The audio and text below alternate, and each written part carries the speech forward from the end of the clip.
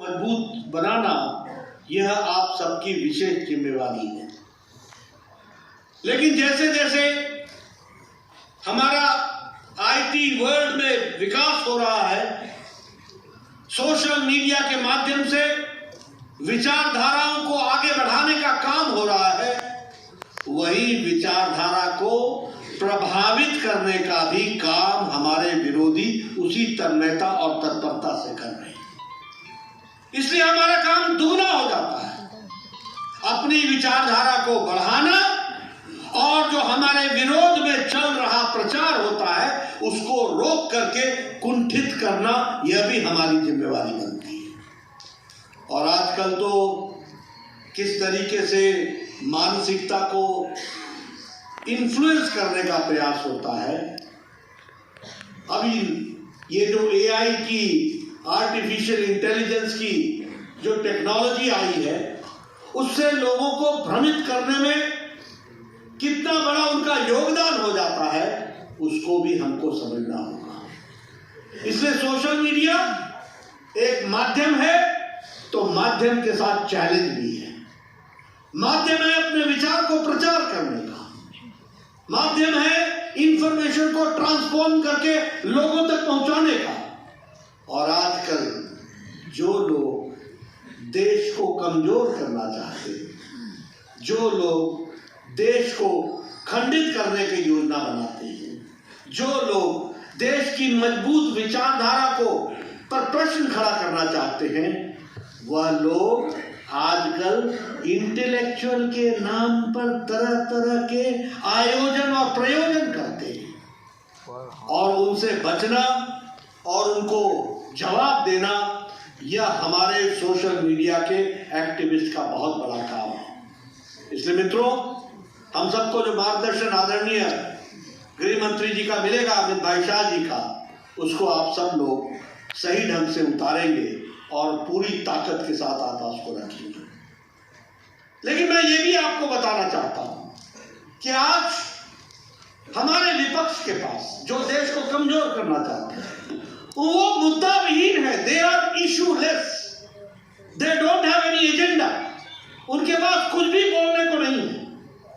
और हम सब के लिए बहुत सौभाग्य की बात है कि आज हमको जो काम हमारे भारत के यशस्वी प्रधानमंत्री ने देश में करके दिया है, उसको सही तरीके से जनता के सामने रखने का बहुत बड़ा काम है। इसको भी हमने करना। आप सब लोग यहां पर हैं, मैं देख रहा हूं कि आप सब लोग बड़े नौजवान हैं। शायद आप सब में से वो दिन किसी को, बहुत कम लोगों ने देखा होगा जब हम लोगों ने सुना था कि अमेरिका का रॉकेट और उसका यान नील आर्मस्ट्रॉन्ग पहली बार चंद्रमा में उतरा था। तो हम लोगों के लिए सपना था। हम सोच भी नहीं सकते थे कि भारत भी ऐसा कुछ कर सकता है। हम क्या सोचते, हमारे नेता भी उस समय नहीं सोच पाते थे। लेकिन आज ये भारत की बदलती तस्वीर प्रधानमंत्री मोदी जी के नेतृत्व में, आज चंद्रयान और कहीं नहीं, जो कोई नहीं उतार सका, वो साउथ पोल पर उतारने का काम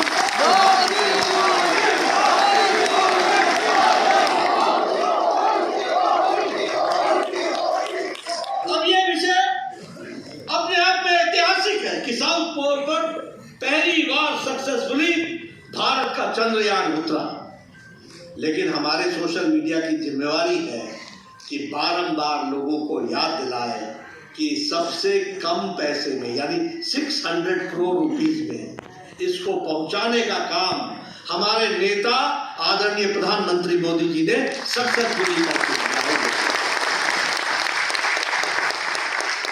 अगर हम बात करें अपने G20 की, आज गांव का भी व्यक्ति जानता है कि G20 क्या है।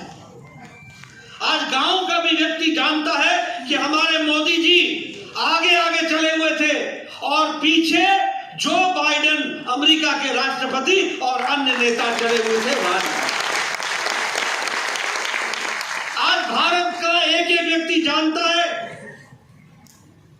लोगों ने महात्मा गांधी के राजघाट पर जाकर नमन बहुत बार किया होगा, लेकिन इतने सारे राष्ट्रीय अध्यक्षों ने एक साथ राजघाट पर राष्ट्रपिता को श्रद्धांजलि नहीं दी होगी जो मोदी जी के नेतृत्व में दी होगी। उसी तरीके से ये GBA ग्लोबल बायोफ्यूल अलायंस ये भी पहली बार G20 में हुआ। अफ्रीकन यूनियन को परमानेंट मेंबर भारत के निवेदन पर, मोदी जी के निवेदन पर G20 में शामिल किया गया, यह भी पहली बार। उसी तरीके से हमारे ये अपना मिडिल ईस्ट, यूरोप और भारत, इसका इकोनॉमिक कॉरिडोर बनना और इसका अलायंस होना, यह भी बताता है कि भारत में किस तरीके से मोदी जी के नेतृत्व में देश आगे बढ़ा है। आप बताइए, ये भारत की बदलती तस्वीर है कि नहीं है? है कि नहीं है? इसको लोगों को बताना हमारी जिम्मेवारी है कि नहीं है? और बारंबार बताना ये हमारी जिम्मेवारी है कि नहीं है? ये हमको समझना होगा। यही देश सब ऐसे ही चलता है, कुछ नहीं बदलेगा, भ्रष्टाचारी देश, ये हमारी छवि थी कि नहीं थी? थी कि नहीं थी? आज भारत छलांग लगा करके मोदी जी के नेतृत्व में दुनिया में नेतृत्व करने के लायक हुआ है कि नहीं हुआ है? उसको हमको आगे बढ़ाना पड़ेगा। और उसी दृष्टि से आज मैं बड़े सौभाग्य के साथ और खुशी के साथ बताना चाहता हूँ कि हमारा GDP 7% इंक्रीज हुआ, 60% GDP। 2014 में 98 लाख करोड़ रुपए था और आज 160 करोड़ रुपीस है, 160 करोड़ है, लाख करोड़, 160 लाख करोड़ हमारा GDP है। ये हमारा लगभग 60% का विकसित हुआ है। हम 2014 में 11वें नंबर की इकॉनमी थे, 11th पोजीशन पर खड़े थे 2014 में। आज प्रधानमंत्री मोदी जी के नेतृत्व में हम ग्रेट ब्रिटेन, इंग्लैंड, जो हम ग्रेट ब्रिटानिया कहते हैं, जिसका हेडक्वार्टर कभी कोलकाता होता था, वो ब्रिटानिया को भी पछाड़ कर, जिन्होंने 200 साल हमारे ऊपर राज किया, आज हम 5वें नंबर की अर्थव्यवस्था है। और आप 2024 में फिर से मोदी जी को जिताएंगे और 2027 में भारत तीसरे नंबर की इकोनॉमी मोदी जी को जिताएंगे। आज प्रधानमंत्री गरीब कल्याण अन्न योजना, क्या फर्क पड़ा? फर्क ये पड़ा कि आज 13.5 करोड़ लोग गरीबी की रेखा से ऊपर आ गए हैं। वो गरीबी की रेखा से ऊपर निकल चुके हैं। कितने? और ये हम नहीं कह रहे, IMF कह रहा है, इंटरनेशनल मॉनेटरी फंड कह रहा है कि 13.5 करोड़ लोग मोदी जी के नेतृत्व में गरीबी की रेखा से ऊपर आ गए। इसका मतलब वो अब APL हो गए, अबव पॉवर्टी लाइन। आज उनके क्रय करने की शक्ति बढ़ गई, आज उनको इज्जत से जीने का अधिकार मिला। क्यों? क्योंकि आयुष्मान भारत ने उनको स्वास्थ्य के दृष्टि से मुक्त करा दिया। प्रधानमंत्री आवास योजना ने उनके कच्चे छत को हटा करके पक्का छत बनाकर 4 करोड़ लोगों को उससे निजात दिला। क्यों? क्योंकि 12 करोड़ लोगों को स्वच्छता अभियान में इज्जत से जीने का इज्जत घर दिया, टॉयलेट्स दिए। क्यों? इसलिए कि 9.5 करोड़ लोगों को उज्ज्वला योजना के तहत गैस का कनेक्शन दिया। आज वो जब रोटी कपड़ा, प्रधानमंत्री गरीब कल्याण अन्न योजना में 5 किलो गेहूं, 5 किलो चावल, 1 किलो दाल दिया गया, तो रोटी कपड़ा मकान से वो निकल गए और इसलिए आज वो APL में आ गए। उसको भी आज भारत में अति गरीबी 1% से भी कम हो गई। हम इस बात में चौथे नंबर पर खड़े थे, आज हम दूसरे नंबर पर आ गए इस्पात प्रोडक्शन में। उसी तरीके से हमारा जो एग्रीकल्चर है, इंफ्रास्ट्रक्चर का बजट है, वो 2 गुना बढ़ गया और हमारा एग्रीकल्चर का बजट 6 गुना बढ़ गया। जहां 22,000 करोड़ रुपए था, वहां आज साल का 1,25,000 करोड़ रुपए हो गया। आप बताइए, ये 12.5 करोड़ लोगों को हर चौथे महीने प्रधानमंत्री किसान सम्मान निधि के 2-2 हजार रुपए मिलते हैं कि नहीं मिलते हैं? मिलते हैं कि नहीं मिलते? ये एग्रीकल्चरल बजट, आप बताइए नीम कोटेड यूरिया मिल रहा है कि नहीं मिल रहा है? सॉइल हेल्थ कार्ड मिला कि नहीं मिला? यानी किसान को कैसे ताकत दिया जाए इसका प्रयास। आज आप सब लोग मोबाइल, हमारे जगन्नाथ दा बोल रहे थे इसको पॉकेट में डालो, गृह मंत्री जी ने कहा निकालो और खींचो, और आपने देखा कि आप सब लोग अपना मोबाइल लेकर 2014 में 92% आपके मोबाइल मेड इन चाइना होते थे। आज 97% mobile made in India.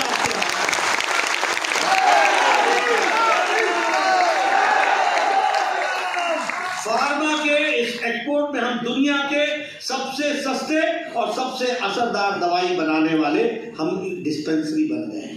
India सबसे बड़ी डिस्पेंसरी बन गई।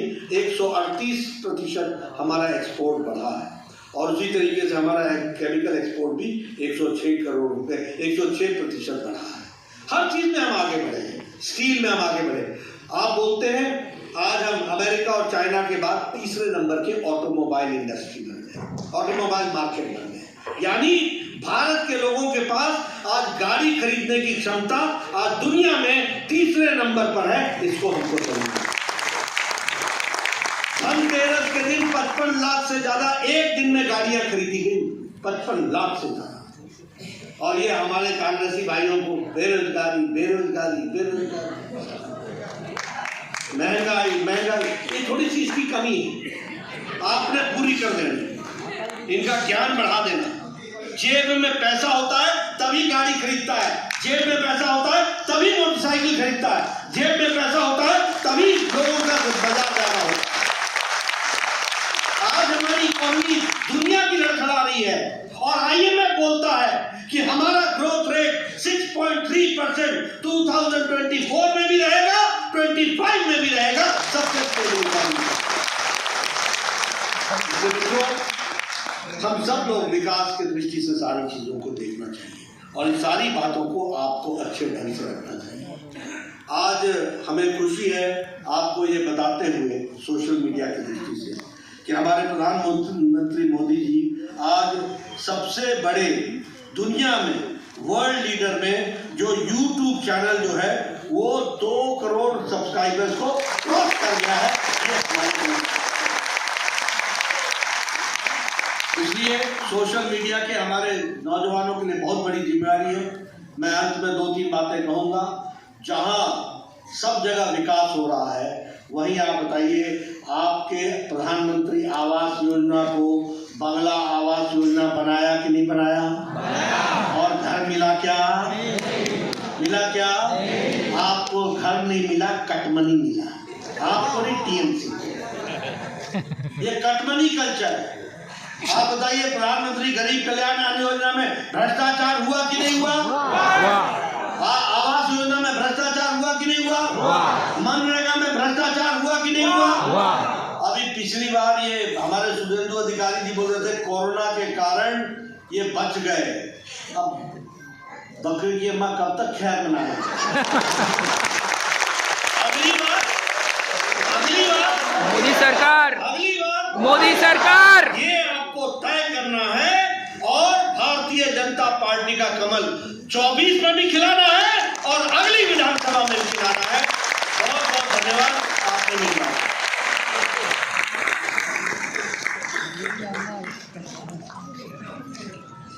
ধন্যবাদ আমাদের সর্বভারতীয় সভাপতি শ্রী জেপি নাড্ডাজিকে। 2015 সালের একটা কথা আপনাদের স্মরণ করায়। সেবারও আদালতের নির্দেশে ধর্মতলায় সভা হচ্ছিল, আর এখানকার এক দিদি বলেছিলেন ভাজপা কা কোই এক आ रहा है। 2015 সালে তৎকালীন সর্বভারতীয় সভাপতি ওই মঞ্চ থেকে বলেছিলেন কান খুল কর सुन लो दीदी, मैं आया हूं, मेरा नाम है अमित शाह।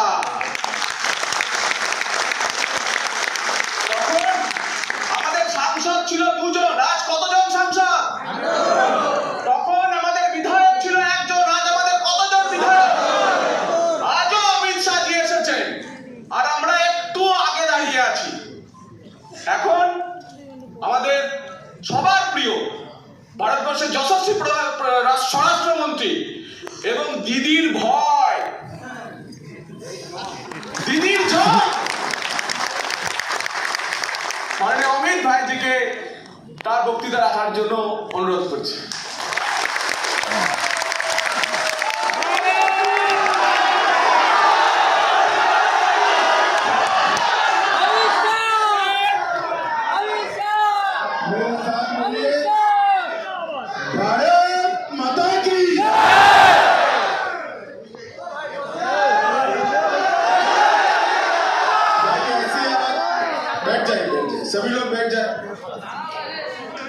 ऐसी आवाज नहीं चलेगी भाई। 2024 में 35 सीटें जीतनी है या नहीं जीतनी है?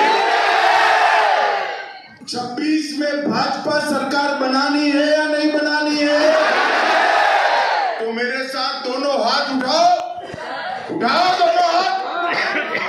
भाजपा सरकार बंगाल में बनाने के संकल्प की मुट्ठी बींचिए और प्रचंड आवाज से बोलिए, भारत माता की, भारत माता की जय श्री राम, जय श्री राम। आज के कार्यक्रम में मंच पर उपस्थित आदरणीय राष्ट्रीय अध्यक्ष जी श्रीमान नड्डा जी,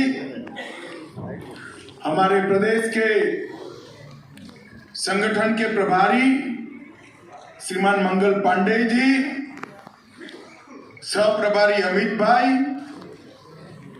प्रदेश के सम्माननीय अध्यक्ष और सांसद डॉक्टर सुकांतो मजूमदार जी, जिनके हमारी पार्टी में आने से दीदी डरी और दीदी को हराने वाले श्री शुभेंदु अधिकारी जी,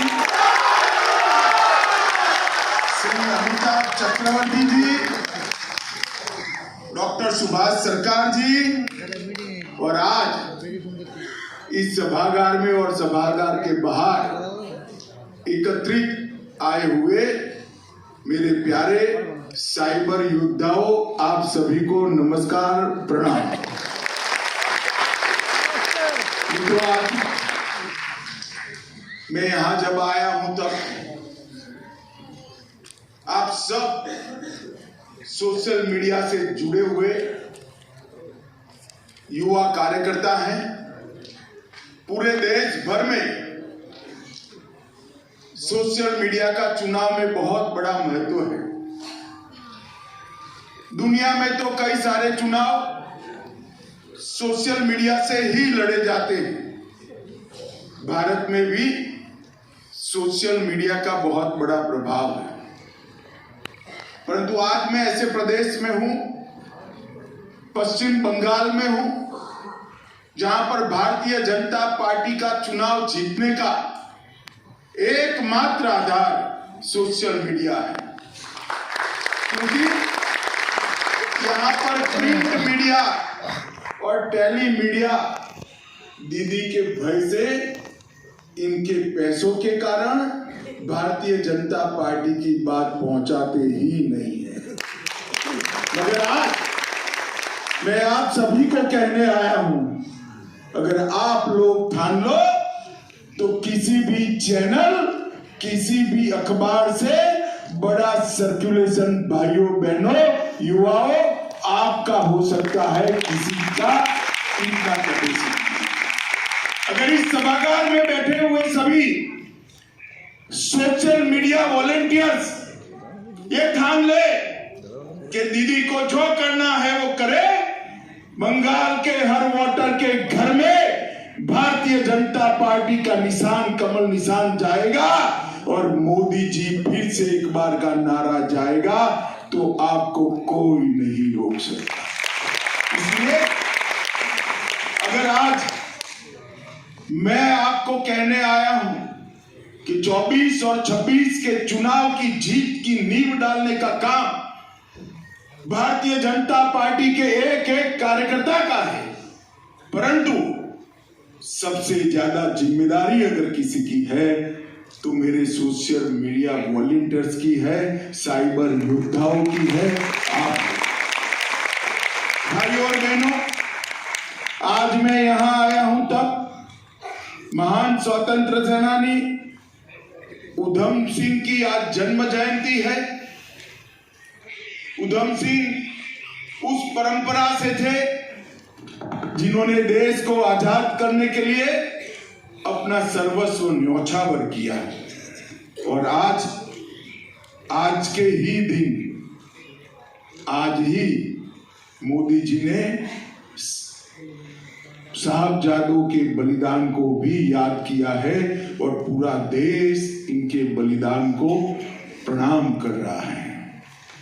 गुरु गोविंद सिंह दसम पिता, जिसके 4 पुत्र थे, चारों 4 पुत्र मुगलों के साथ लड़ते लड़ते शहीद हो गए और 2 बालक उम्र के दोनों पुत्रों को दीवारों में जिंदा चुनवा दिया गया, मगर फिर भी उन्होंने धर्म परिवर्तन नहीं किया।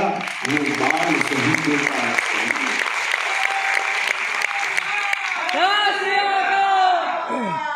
ये परंपरा हमारे सामने जो बलिदान की इन्होंने रखी है, वो परंपरा का हम सब ने निर्वहन करना है।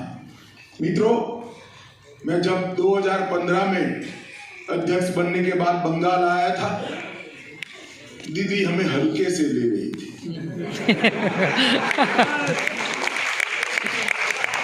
उनको लगता था है क्या कर लेंगे बंगाल में, बोला भाजपा वाले क्या करेंगे। मगर आप सबने, बंगाल के भारतीय जनता पार्टी के कार्यकर्ताओं ने हजारों यातनाओं को सही, कई लोग शहीद हुए, कई लोगों की जान गई, कई लोग अपाहिज हुए। भारतीय जनता पार्टी की स्थापना से लेकर आज की तक अगर सबसे कड़ा और बलिदानी संघर्ष किसी ने किया है तो मेरी पश्चिम बंगाल भारतीय जनता पार्टी के कार्यकर्ता। और आज इसका नतीजा देखिए, विधानसभा में एक भी सीट नहीं थी। शुभेंदु के नेतृत्व में 77 विधायक आज हमारे विधानसभा में। लोकसभा में 1-2 लोग कहीं से चुन कर आते थे पहाड़ी पर से, आज 20 लोकसभा सदस्य भारतीय जनता पार्टी के मोदी जी के सदन में हैं। और बंगाल में भाजपा का कोई भी कार्यकर्ता आ जाए, दीदी को बन जाता है, क्योंकि उनको मालूम है क्या होने वाला है। 0 से 77 होता है तो 77 से कितना होता है? 0 से 77 होता है तो 77 से 2/3 की सरकार बनती है। और 2 से 18 बनता है तो 18 से 35 बनता है। ये बात को मालूम। मैं आज सोशल मीडिया वॉलंटियर्स को कहने के लिए आया हूं कि देश भर में मोदी सरकार बनाने का जश्न मनाने का भारतीय जनता पार्टी के कार्यकर्ता को अधिकार है, मगर बंगाल के कार्यकर्ता को, पश्चिम बंगाल के कार्यकर्ता को तभी ये अधिकार मिलता है जब 35 कमल खिलाकर देश की संसद में आती है। आज प्रण लेकर जाइए कि विजय तो चाहिए ही, मोदी सरकार चाहिए ही, परंतु मोदी सरकार में 35 कमल श्यामा प्रसाद मुखर्जी के पश्चिम बंगाल से जाएंगे, विवेकानंद के पश्चिम बंगाल से जाएंगे, कवि गुरु के पश्चिम बंगाल से जाएंगे। और मैं आपको विश्वास दिलाता हूं भाइयों और बहनों, एक बार 35 कमल भेज दो, मोदी जी का गारंटी है सोनार बांग्ला बनकर रहेगा। सोनार बांग्ला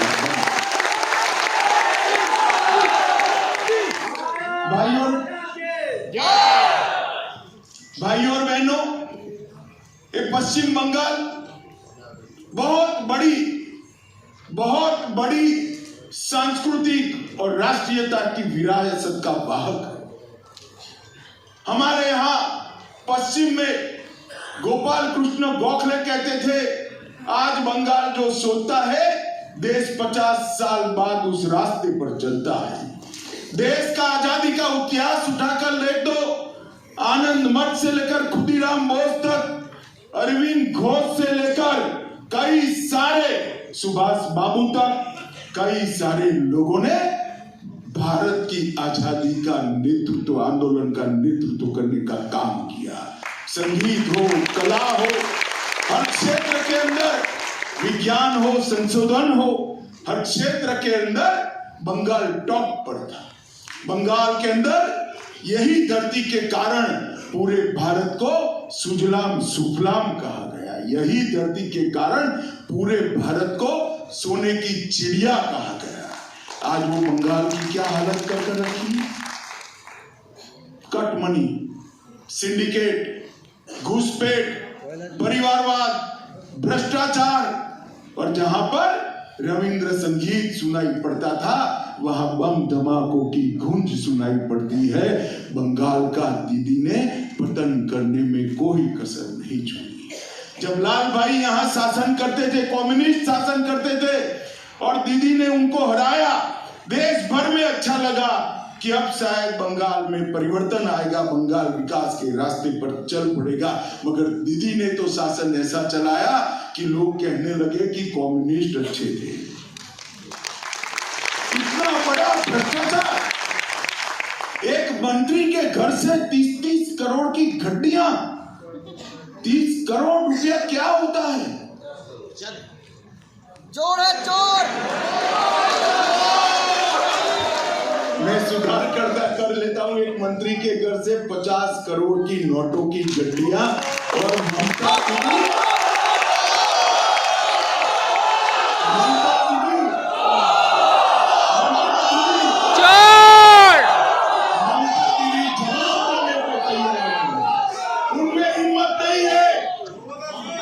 उनमें हिम्मत नहीं है कि कौन से की स्मगलिंग करने वालों को पार्टी से निकाल पाए।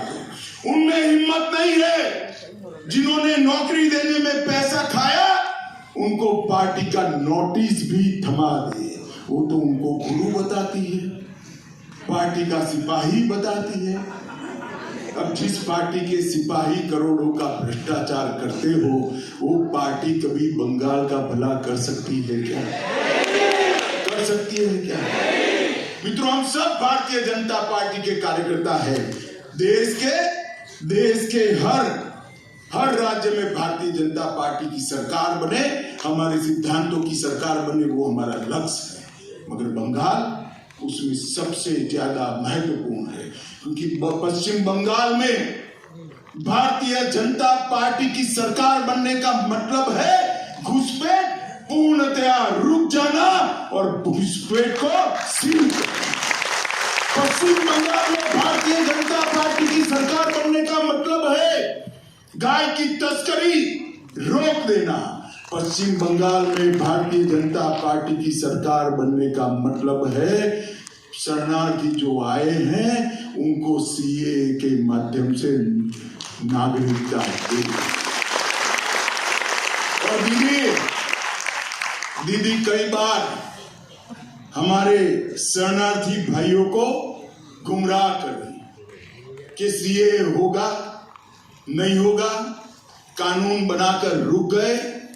आज मैं आप सबके सामने कहकर जाता हूं, सीए इस देश का कानून है, इसको कोई रोक नहीं सकता। सबको नागरिकता मिलेगा।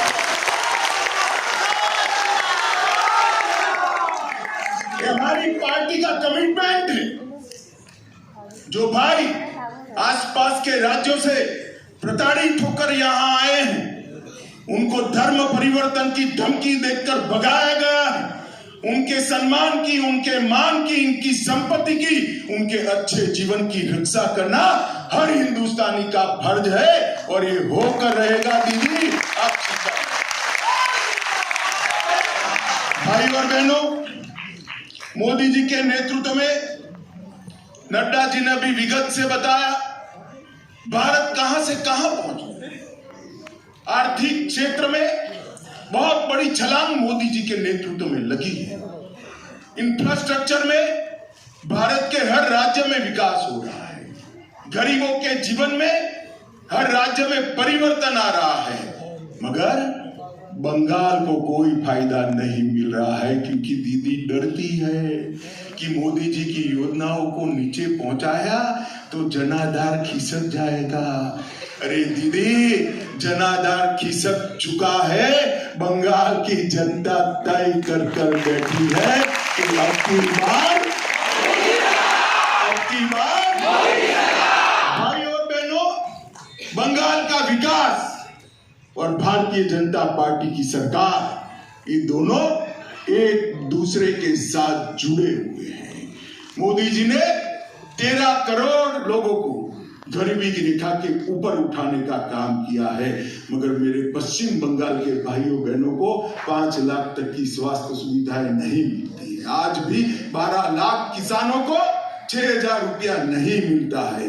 मोदी जी की योजनाओं को ममता दीदी जमीन तक नहीं पहुंचने देते। कई बार टोंट में हमारे यहाँ सत्यजीत रे की वो मूवी हीरक राजा की चर्चा होती थी। आज तो सत्यजीत दा है नहीं, अगर होते तो टाइटल बनाकर हीरक रानी बनाने का जरूर